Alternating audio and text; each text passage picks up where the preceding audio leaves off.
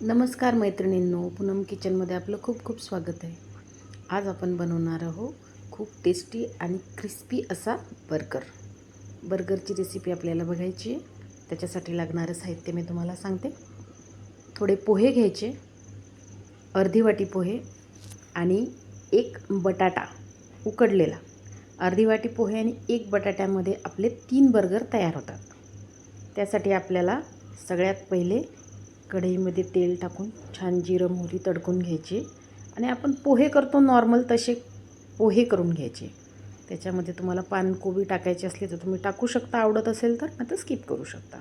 खूप सुंदर असे पोहे, अर्धी वाटीच पोहे परतून घ्यायचे आणि पोह्यांमध्ये परतताना सगळं आपण तिखट मीठ जे टाकतो ते सगळं व्यवस्थित टाकायचं आहे चवीनुसार आपल्या.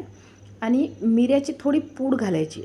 जेव्हा आपण मिऱ्याची पूड घालतो ना, तर त्याच्यामुळे त्याचं खूप छान टेस्ट येते.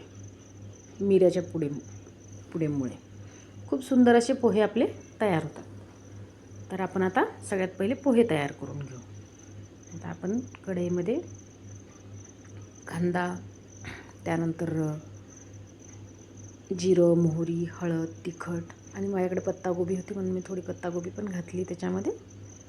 आणि आता पोहे टाकून घेऊ आपण. पोहे 5-10 मिनटं आधी भिजवून ठेवायचे, अर्धी वाटी.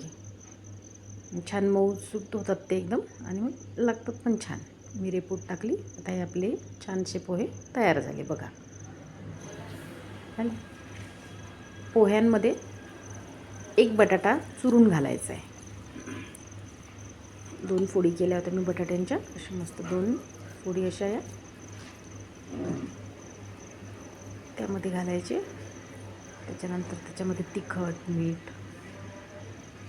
आणि मिरेपूड, कोथिंबीर आणि थोडंसं आलं लसणाची पेस्ट घालायची. म्हणजे मग आपल्या पारीला जी आपण टिक्की तयार करतो ना, त्या टिक्कीला खूप अशी मस्त चव येते एकदम आणि कुरकुरीत लागते ती एकदम.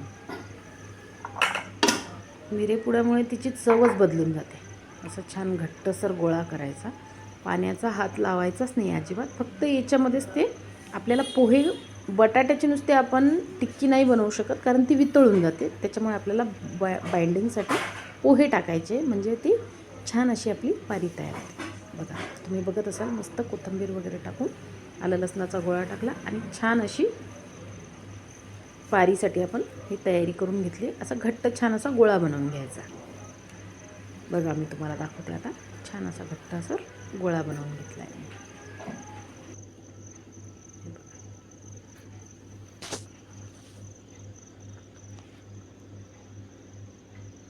झाला आपला गोळा बनवून. गोळा बनवल्यानंतर आपल्याला आता स्लरीची तयारी करायची. त्याच्यासाठी आपल्याला हे मिश्रण तयार करायचं आहे, त्याला बुडवण्यासाठी, डीप करण्यासाठी. त्याच्यासाठी आपल्याला लागणारे 2 छोटे चमचे मैदा आणि 2 छोटे चमचे कॉर्नफ्लॉवर. कॉर्नफ्लॉवर आणि मैदा एकत्र करून छान असं घट्टसर त्याचं मिश्रण तयार करून घ्यायचं आहे. जास्त घट्टही नाही करायचं, जास्त पातळही नाही करायचं आहे, मीडियम असं करायचं आहे.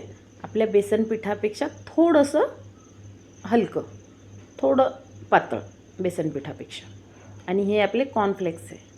हे जे आपण कॉर्नफ्लेक्स आणतो तर ते चुरून घ्यायचे.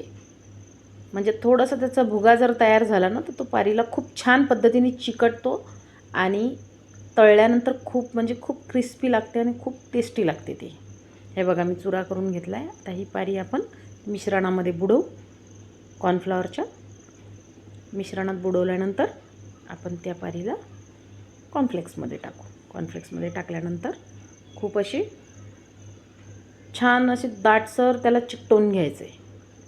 म्हणजे त्याला जो क्रिस्पीपणा येतो तो खूप छान येतो. बघा, तुम्ही पाहत असाल, छान असं दाटसर लावून घ्यायचं त्याला. बघा, आणि तेल गरम करायचं. कढई ठेवलेली आहे मी गरम करायला. तेल गरम करून घ्यायचं आणि त्याच्यामध्ये पारी सोडायची, एक एक करून तळायची.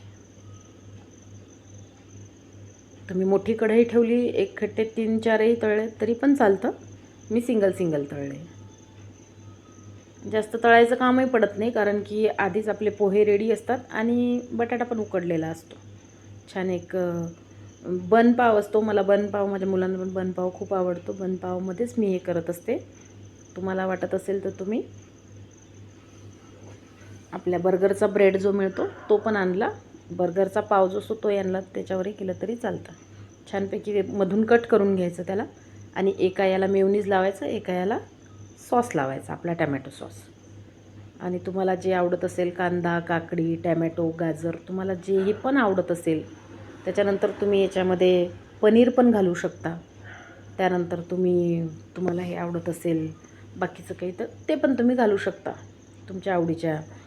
कॉर्न वगैरे पण तुम्ही त्यामध्ये टाकू शकता. मी मॉन्जुरीला चीज वापरलं आहे थोडं वरून, किंवा तुम्ही चीजची जी स्लाईस मिळते ती स्लाईस जरी घातली त्यामध्ये तरी पण खूप छान लागतं. मी वरून हे मॉन्जुरीला लावलं. चीजची स्लाईस लावा पारी ठेवून त्याच्यावरती, आणि पत्तागोबीचे 1-2 तुम्हाला जसे आवडत असेल तसे त्याची पानं ठेवा. झाला तुमचा बर्गर तयार. खूप सुंदर आणि टेस्टी एक नंबर बर्गर लागतो. तुम्ही एकदा करून बघा आणि त्यानंतर मला कमेंट बॉक्समध्ये कळवा तुम्हाला कसा वाटला. धन्यवाद.